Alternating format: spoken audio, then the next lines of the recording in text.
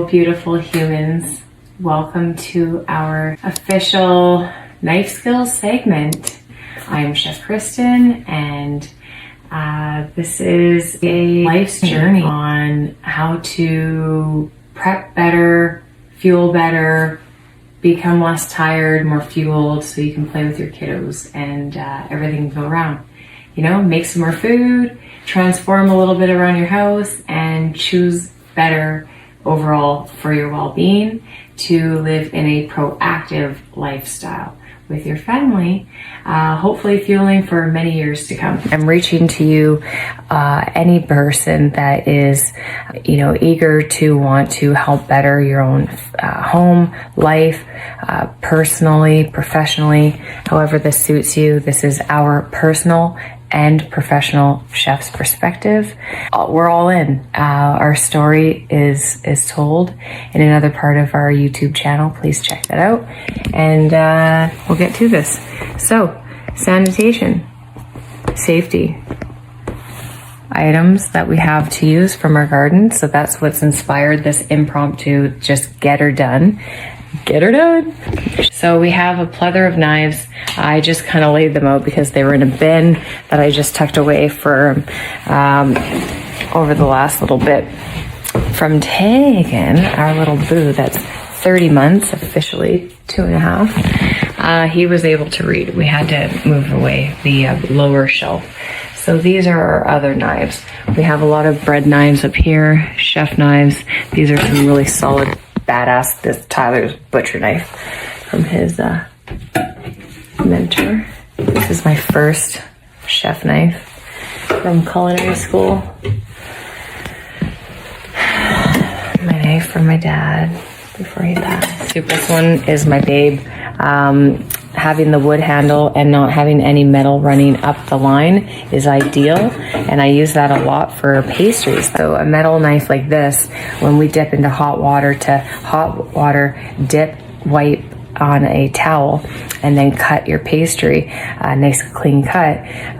This is too hot and it hurts your hand. If you have the same knives here, funny enough, but the comfort, like this metal is super basic, this style. And this Victorinox has more of a softer handle. So most of the handles, if they're a decent quality, will still run the blade all the way through, but a lesser quality knife will just have a plug and then glued into the handle. So sometimes you'll see them, sometimes you won't, but it still could be a good quality knife. So it's disillusioned for that, but that used to be a tale, was like, oh, if you saw it running through, you know it's a good knife. Balance, and if you can balance basically on your 1 or 2 fingers right in the middle, it's a nice knife. And then there's the Asian knife with the Asian steel that's being pressed together, and then you can see the grades. This was a chef knife from my mentor Ron, and this was it became his blade knife, and she is so sharp. Oh, I fillet halibut with that. This is an actual fillet knife. She's flimsy. And then this is a boning knife. Hard. This was a big bread knife. Look at that. Tyler shaved her down from years and years and years. Probably a lot of roasts and carving. I don't even know, but it's super thin. I like it. I like that knife. Definitely just like hucking through a whole lot of pineapple and watermelons and thousands of pounds of fruit, let alone boxes and cases, let alone actual like counting pieces per unit. Oh my god. Yeah, if we all added it up, how much we've worked, run steps to all of that. Now this is a knife that is a favorite because I love the shape, I love the size, I love the rocking maneuvering that I can get my finger underneath that little hump there. And I love that serrated. This is one of Tyler's. You can see that he uses this is called a steel, and this hones in the blade. When the blade is sharp, but you start kind of like chomping down on a cutting board, the perfect triangle V, it starts to burr and separate, kind of like your hair has split ends. It starts to get split ends in that sense. So you need to realign and hone the metal back in. And that's what the steel does. The steel does not sharpen a knife. However, I have two different sharpeners, a stone and electric, to show you. There's oil or water stones, and basically you lube it up, and then you draw your knife, depending on your grade, but you would take it from the heel. So this is the toe to the heel, and you would basically, I don't want to do it, but you would basically go from there and then draw down, and you go back and forth. It's 3 grades, 1, 2, 3, and you basically just like draw the knife through. Super cool. You can get some really fancy knives that are, you know, something special.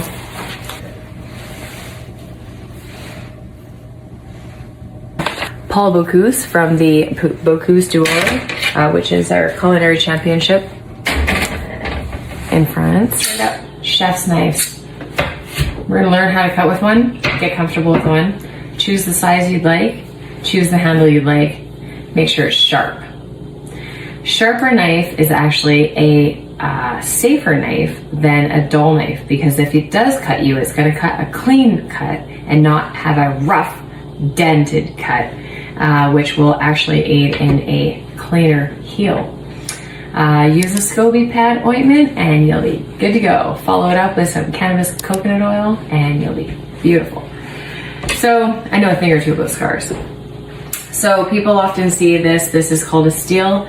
This is to hone in the burrs that start to happen when the sharp knife gets really used quite a lot, and you know, we really drive it into the cutting board. Now you're supposed to bring it in like a locomotive, and I'm going to share into this rather than stomping in and hammering into your cutting board. If you're chomping down like this, then what's happening is you're just dulling the knife, and you're impacting your wrist, your hand, your arm, your head, and it's very tiring too. So there's ways that we stand and we secure our cutting board. Have a mat, a dry mat, or a damp wrung out towel, or use one of these sticky mats that we have. So that is wonderful. So we have our chef knife, we have our steel, and this is the handle, this is the heel, this is the toe, and basically it does have a little bit of a curve, so you want to work into a locomotive type of rocking maneuver. And so if you have a locomotive rocking maneuver like this, if you were to take some flour, got some chickpea flour here, then you can really drive it into a nice rhythm. So you start to sort of saw through. And so that's how we start chopping. And what we do is we like to fan. If we're chopping a lettuce or some type of parsley, say we started to really, slowly take down the parsley and it came small, and you're really trying to get it nice and very finute, this is just really, chop, chop, chop, chop, chop. You bring your fingertips up and you keep, or you hold on strong to the end with your fingers gripping. But I personally like fingertips up, and then you're rocking. And again, you're not hammering, you're rocking into it. So you rock and you can go back. I lift up, I go back, rock, rock, rock, rock.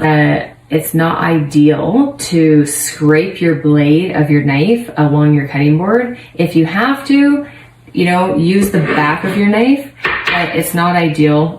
We have scrapers, plastic scrapers. Get yourself a pie pan or some type of a container for your compost, and have yourself stationed with a wet towel, a dry towel, apron, and we personally love to have our handy dandy X-Acto knife handy for many things, cutting parchment, making parchment cones, opening, of course, boxes, because there's things that always have to get opened in some sense, or containers. Sharpie is great to use with masking tape, felts, stick in the freezer, and pen does not, but pen is good for when you're writing yourself notes. So it's great to have both, and that's just kind of what becomes in our chef jacket world. You know, if you hold this 180 and then halfway be 90, if you take it 45 and then half of that is 20, 22, that is your perfect angle that you hone on the steel. You're going to sharpen, or you're going to hone it in. You're going to give it a cleanup.